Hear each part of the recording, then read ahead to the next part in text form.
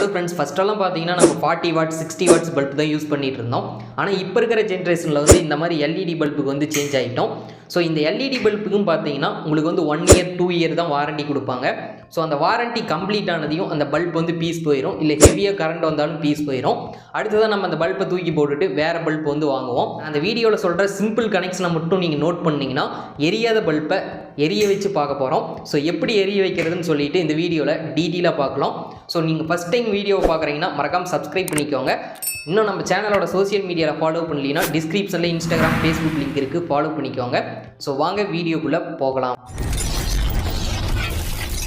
Okay friends, இப்போ நீங்கள் ஸ்க்ரீனில் பார்த்துட்டு இருக்கிறது பார்த்தீங்கன்னா 9 வோல்ட் எல்இடி பல்பு. ஸோ இப்போ பார்த்தீங்கன்னா இந்த பல்ப் எரியறதில்ல, பீஸ் போயிருச்சு. ஸோ இந்த பல்பை நம்ம ரீஒர்க் பண்ணி எப்படி எரிய வைக்கிறதுன்னு பார்க்கலாம். ஸோ மேக்ஸிமம் பார்த்தீங்கன்னா எல்இடி பல்புக்கு 1 இயர் வாரண்டி கொடுப்பாங்க. இல்லை ஹெவி வோல்டேஜ் வந்தாலும் பீஸ் போயிடும். இதில் ஒரு பல்ப் வந்து டேமேஜ் ஆனால் மற்ற பல்ப் எதுவுமே எரியாது. ஸோ அதை எப்படி ஃபைண்ட் அவுட் பண்ணி நம்ம எரிய வைக்கிறதுன்னு பார்க்கலாம்.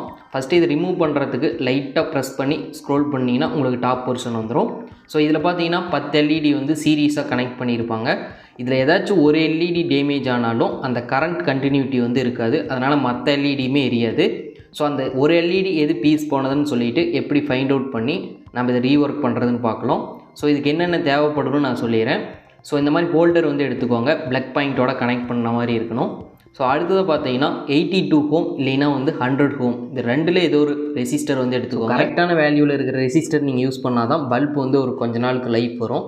ஸோ அடுத்ததான் வந்து இந்த மாதிரி ஒரு துண்டு ஒயர் வந்து எடுத்துக்கோங்க. ஸோ இந்த ஒயரை வச்சு தான் நம்ம வந்து எந்த பல்ப் டேமேஜ் ஆகிருக்குன்னு சொல்லிட்டு செக் பண்ண போகிறோம். ஸோ இப்போ வந்து நான் ஹோல்டரில் கனெக்ட் பண்ணிவிட்டு பவர் சப்ளை வந்து ஆன் பண்ணிக்கிறேன். ஒவ்வொரு பல்ப்பை நான் உங்களுக்கு வந்து செக் பண்ணி காட்டுறேன். ஃபஸ்ட்டு பல்ப் செக் பண்ணுறேன்.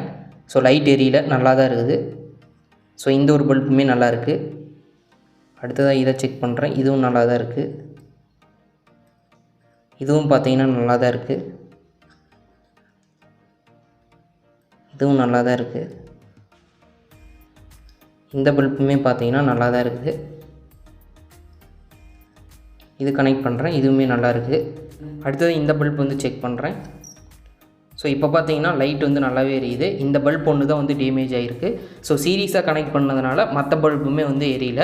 ஸோ அந்த ஒரு பல்பை மட்டும் நம்ம ரிமூவ் பண்ணிவிட்டு அதுக்கு வந்து ரெசிஸ்டர் கனெக்ட் பண்ணிட்டோம்னா இன்னும் ஒரு 6 மந்த் வரையும் இந்த பல்பை நம்ம யூஸ் பண்ண முடியும். ஸோ எப்படி கனெக்ட் பண்ணுறதுன்னு பார்க்கலாம்.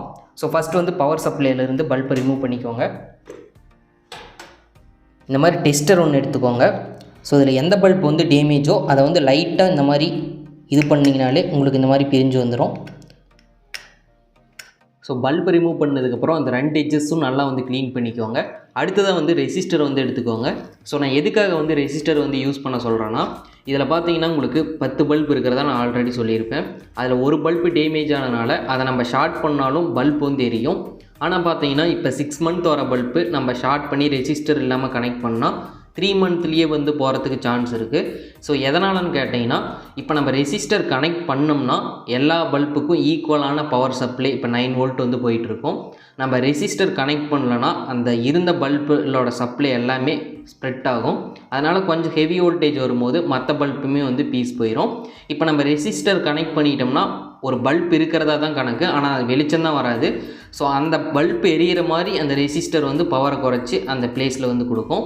ஸோ அதுக்காக தான் வந்து நான் ரெசிஸ்டர் வந்து கனெக்ட் பண்ண சொல்கிறேன். நீங்கள் ரெசிஸ்டர் கனெக்ட் பண்ணிங்கன்னா ஒரு 3 மந்த் வர பல்ப் வந்து 6 மந்த் வரதுக்கு கூட சான்ஸ் இருக்குது. அதுக்கு மேலே வந்தால் உங்களோட லக்கு தான்.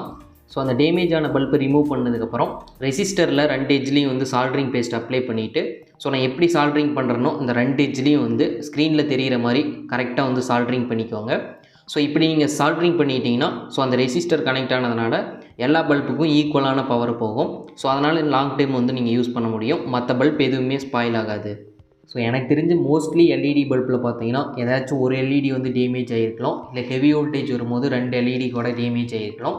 ஸோ அந்த ஒரு சுச்சுவேஷனில் இப்போ நான் அந்த வீடியோவில் சொன்ன மாதிரி ஸ்டெப் பை ஸ்டெப்பாக அந்த எல்இடி வந்து ரிமூவ் பண்ணிவிட்டு கரெக்டாக அதுக்கான ரெசிஸ்டரை கனெக்ட் பண்ணி நீங்கள் யூஸ் பண்ணிங்கன்னா கொஞ்ச நாள் வந்து யூஸ் பண்ண முடியும். ஏதாச்சும் ஒரு ரேர் எல்இடியில் பார்த்தீங்கன்னா ஹை வோல்டேஜ் வரும்போது கெப்பாசிட்டரோ இல்லை டயோடோ வந்து ஷார்ட் சர்க்யூட் ஆகிட்டு டேமேஜ் ஆகிருக்கலாம். ஸோ நீங்கள் லைட்டை வந்து செக் பண்ணி பாருங்கள். ஸோ எந்த ஒரு லைட்டுமே எரியல அப்படிங்கும் போது ஸோ அந்த கெப்பாசிட்டர் ஏதாச்சும் போயிருந்துச்சு அப்படின்னா மட்டும் பல்பு டோட்டலாக சேஞ்ச் பண்ணிவிட்டு நியூ பல்புக்கு வந்து சேஞ்ச் ஆகுங்க. அப்படி இல்லைன்னா இந்த பல்பே ரீஒர்க் பண்ணி கொஞ்ச நாள் வந்து நீங்கள் யூஸ் பண்ணுங்கள். ஸோ கரண்டில் கொஞ்சம் செக் பண்ணும்போது மட்டும் கொஞ்சம் கேர்ஃபுல்லாக வந்து செக் பண்ணுங்கள். ஸோ ஃபைனலாக எல்லாமே கரெக்டாக கனெக்ஷனெல்லாம் கொடுத்ததுக்கப்புறமேட்டு அதே மாதிரி அந்த மேல் டாப்பை வந்து கொஞ்சம் லைட்டாக ப்ரெஸ் பண்ணி திருவுனிங்கன்னா உங்களுக்கு வந்து லாக் ஆயிரும். ஸோ அகைன் வந்து நீங்கள் ஹோல்டரில் வந்து லைட்டை கனெக்ட் பண்ணிவிட்டு சுவிட்சை வந்து ஆன் பண்ணிங்கன்னா லைட் வந்து நல்லாவே எரியும். ஸோ பார்த்தீங்கன்னா தெரியும்.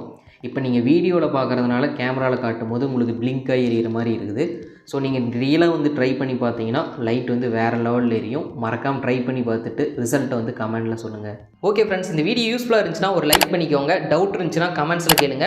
மறக்காமல் இந்த வீடியோவை உங்கள் ஃப்ரெண்ட்ஸ் ஆர் ஃபேமிலி மெம்பர்ஸ்க்கும் ஷேர் பண்ணிக்கோங்க.